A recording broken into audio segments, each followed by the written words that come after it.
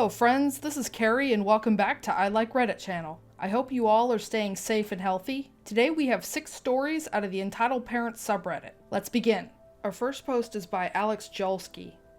EP tries to steal a bike and blames me when she can't. I work doing self-checkout at a large retailer. I noticed an entitled mom and her little kid coming through. The kid, 4 or 5 years old, is riding a brand new bike and wearing a brand new helmet. In her cart is a Fisher-Price toy and a Paw Patrol playset. I noticed her pretending to scan the bike, and immediately after she paid, I go up. Me. Excuse me, I think maybe there was a mistake and something didn't get scanned. Can I see your receipt? She shows me the receipt. Only 2 items on it, the Paw Patrol playset and a green bike helmet. EP. No, that's the bike right there. Me. That's the Paw Patrol playset. That's not a bike. EP.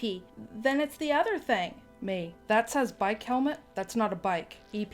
No, my kid wore the helmet here. We are trying to find a bike that matched. Me. But you scanned a bike helmet. Let me go ahead and ring up the bike and we'll check out. At this point, she knows she's been caught and freaks out. She takes the bike from her kid and almost throws it at me. She tells her kid, "Sorry, he decided you're not allowed to have this. He thinks you're a bad kid." The little boy starts crying and the mom says to me, "You say that. That's your fault. You broke a kid's heart today. I hope you're happy." She then storms off. The kid is crying and leaves the bike helmet and no bike. All I can say back is, "Ma'am, you forgot your Paw Patrol toy," but that was ignored. No call to the supervisor, no need to flag security, because they did pay for the helmet. The irony is that 20 minutes later, the kid sees the bike and a pile of things to take back later, wants it, and the mom agrees. The bike was $10 cheaper than the Paw Patrol playset that was paid for and forgotten.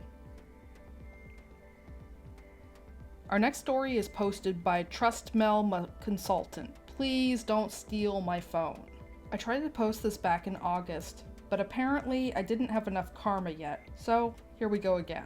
I honestly never believed that there were these kinds of people of incredible entitlement who think that stealing somebody's phone to entertain their kid is acceptable behavior. But I guess you don't believe something that insane until it happens to you. For some context, I work as a security consultant for a fairly paranoid company, which is kind of understandable considering the sensitive nature of our work and the kinds of clients we usually have. But it leads to a zero crap taken policy. Yesterday, I took the day off to deal with some lovely government bureaucracy. I sit in an office, government office no less, and wait for my appointment. It's hot, and it's kinda humid. The kids forced to wait in there with their parents are cranky, and I'm reading and answering emails on my phone, since there isn't much to do anyway. The entitled kid comes up to me. EK, "What you playing?" Me, "I'm not playing, I'm doing my emails." I admit it may look like I'm playing a game since I'm not one of those young people who can type super fast on their phone keyboard, a skill I really envy the youth of today for. I'm more of a hunt and peck style. I prefer using a desktop by far, and I need to concentrate and actually hit the right letters. So I don't notice that EK returns to his mother, who appears shortly afterwards, just as I finish my mail. EM, "Come on, let my son play on your phone for a while so he doesn't nag me." Me, "Sorry? Ma'am, this is a work phone. There aren't any games on it. There really is nothing on there that would remotely be considered fun. The things are stripped down to the bare bones and must be present stuff with zero leeway when it comes to what you can put on them." EM, "BS. I saw you playing. Let my son play for a while. We'll be in before you, so you'll get your precious phone back soon enough." Me, "Sorry, I'm not allowed to give my work phone to anyone." That's no lie. On my phone, some rather sensitive information is potentially accessible. It does take a few extra steps if you need to jump through a few additional access hoops, but as I said before, my company's a bit paranoid when it comes to this, and we're only allowed to use our phone to access corporate information in what is considered a controlled environment. I'm, as said above, in a government building with additional features which will become apparent soon.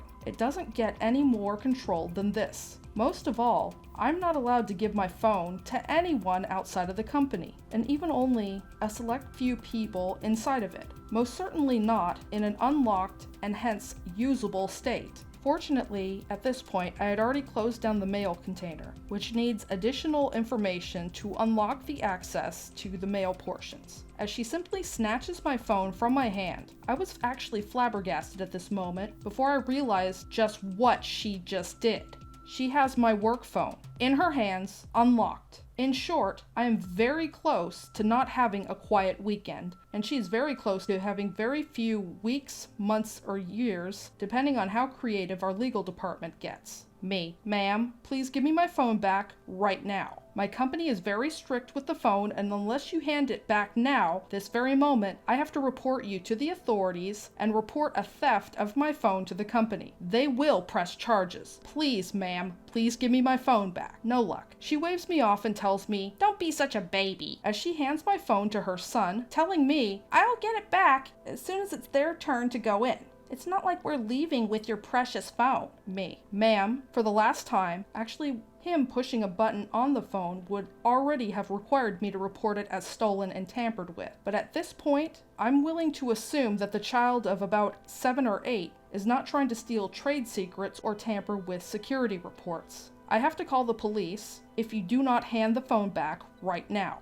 She glowers at me and then asks in an incredibly sassy tone, "Yeah? How are you gonna call the police without your phone?" I sigh and pull out my private phone, which does actually have a few games on it. And frankly, if she had asked a little bit nicer, I would have let her son play with it. Even if he breaks it, no big deal. Dial a not quiet emergency police number and report what's going on. All the while, the EM is glowering at me, very obviously not believing that I'm calling the cops for something as trivial as this. Frankly, if I didn't have to, I probably wouldn't have to. If that had been my private phone in her son's hands, I would not have bothered. Now, since we're in a government building, and a police station is right inside the same building, it doesn't even take a minute for 2 police officers to enter the room, which causes the EM to go pale for just a moment before acting it isn't her business at all. The police ask me what's going on, and I explain to them. They ask the EM, and she has the audacity to claim that it was her phone that I wanted to steal from her. Me, "That's easy. Lock the phone and let me see you unlock it." She claims that she forgot the code, but then the policemen already have a pretty clear picture of what's going on. I unlock the phone and show them that it's mine, and they ask if I want to press charges. I tell them I don't want to, but I have to. No later than now, I do, because there's now a police report about it, so I don't have a choice anymore. And knowing our legal department, they usually get very creative as to what they try to slap on this, which I'm currently not really regretting because of this writing. I'm on the phone with our internal security, who is just as happy as I am to deal with this on the weekend. That happened 2 months ago. Here's a little update. I did not have an enjoyable weekend after that, as predicted. Our legal department actually did press charges, including industrial espionage. Remember, we're talking about a boy of maybe 7 playing with my phone. In other words, one of the lawyers, and I quote, "That way, the sum is high enough for the Karen to need to hire and pay a lawyer herself." I honestly don't know what's scarier, to think that they really tacked a industrial espionage to this petty BS, or that a 50-year-old high-level corporate lawyer knows and uses the term Karen. Our next story is by Team Instinct Day. A dad out of touch with reality asks a grandma on a bus to give up her seat. So I'm riding on a packed bus. It might be October, but the sun hasn't gotten the memo yet, and it is bringing in the heat. The bus is a sauna, and the masks aren't helping us poor passengers one bit. On top of that, every seat is occupied by a grandma. Apparently all the grandmas have decided to take a hike today. Literally. All of them are wearing sporty clothes and look pleasantly wasted. The rest are entirely too close and personal with each other. On one stop, a family of 4, parents and 2 10-year-olds, barely manage to squeeze themselves through the door. The parents can't really move, but the kids slip between people's legs and make a quick run around the bus. They come back whining, "There aren't any seats!" The parents try to shush them, but they whine louder. Mr. Entitled Dad pushes people around to get to the nearest grandma and sweetly asks, "Is there a seat here for 2 kids?" The grandma looks at the kids and, unimpressed, asks him in return, "Are your kids tired?" The dad isn't expecting defiance and answers truthfully, "They've been at the pool all day." The grandma just shrugs. The entitled dad indignantly exclaims, "Lady, this could be your grandkids. And the grandma just goes, young ones have more energy to stand than I do. The dad looks around and sees that the other grandmas are giving him disapproving stares, and he blows his top. He goes on a tirade. My best summary is as follows.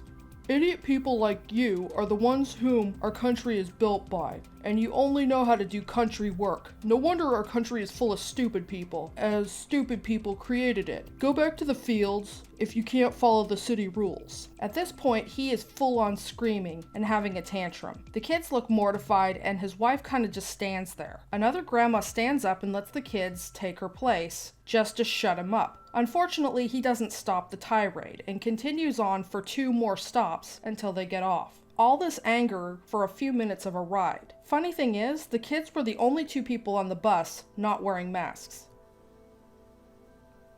If you're enjoying the content so far, please put a heart emoji in the comment section down below. Our next story is by Cleonado96. Grandmother thinks I'm dying, so she leaves me to die while she brainstorms ways to tell my mom I'm dead. First off, I'm not sure this is the right sub for this, but I wanted to share this story. I'm not in contact with this grandmother anymore because of a bunch of things that she's done. She's extremely manipulative and sneaky. She will twist your brain around so much you'll actually start to believe things aren't true, and tried to get my sister and I to have eating disorders. She succeeded with me. She wanted us to hate our mom and to be emotionally dependent on her.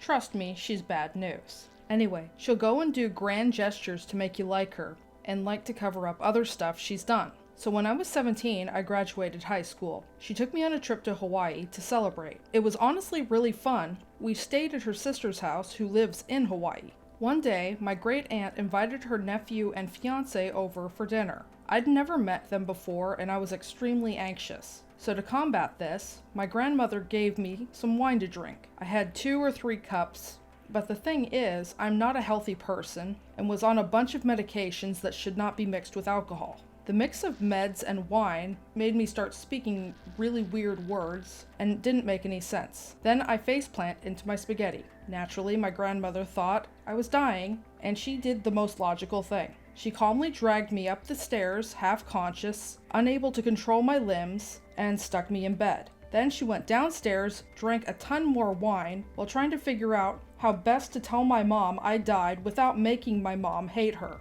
The next morning, I woke up with spaghetti sauce all over my face, and she told me, "Oh, thank goodness you're still alive. I still hadn't figured out how to tell your mom you were dead." Like she was trying to guilt me. I'm 24 now and suddenly remembered it, and I'm boggled. If you think your grandkid is dying, wouldn't you call a doctor? Or at least stay next to them to make sure that the kid is still breathing? Even as an adult, if I have an allergic reaction near my mom, she won't let me go to bed alone. After I have a Benadryl, she'll sleep near me to make sure that I'm still breathing and stab me with an EpiPen if needed. And before you might say she might have been worried about the ER being expensive, my dad's job has really good insurance, and it only costs $25 for an ER visit, and an ambulance ride is free. Our next story is by Warshadow91. My entitled mother wants me to buy my little brother video games. Posted this story on r/entitledpeople, and they recommended that I post it here. First time poster here, so please be gentle with me. I have so many stories about my mother and her entitlement, but this one is the most recent. From ruining my high school graduation to putting people down every way possible. It's a good thing I moved out and got away first chance from her and all of her toxicity. So, the people in the story. Me, EM, entitled mother, LB, little brother, male, 14.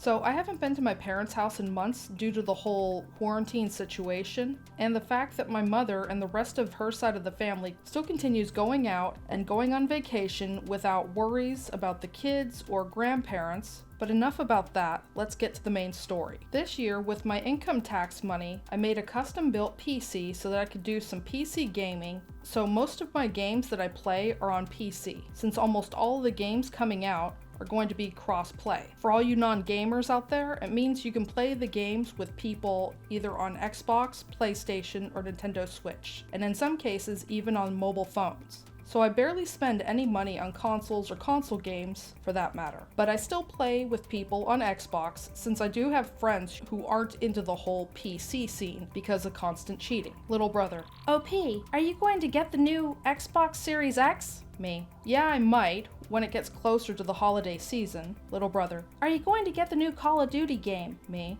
I might, but if I do get it, it's gonna be for PC, because it offers cross-play. Maybe later I'll get it for the Xbox Series X, once there is a special, or if I win a gift card to Best Buy or something. Little brother: you should buy the cross-generation bundle, so that way I can play it. A little context here. My Xbox account is on his Xbox as well as my home console, so the gold account and the games I buy, he can play for free without any worries. He's sharing his Xbox gold account, and I've never asked for a cent from him. Me: nah, I'll buy it later on. I told you. On the Xbox, but not right now. Or you could pay for half of it and I'll put in the other half. That way you can get the game on your Xbox and I can get it on my Series X. I thought it was a good deal. We won't pay full price for the game and he'll get it and I will get it later on in a year when I buy it for PC. Sadly, the first person he asked for money was my mother. She hates me selling stuff to my brother, especially since she thinks since we are family, the stuff he gets from me should be free. EM: OP,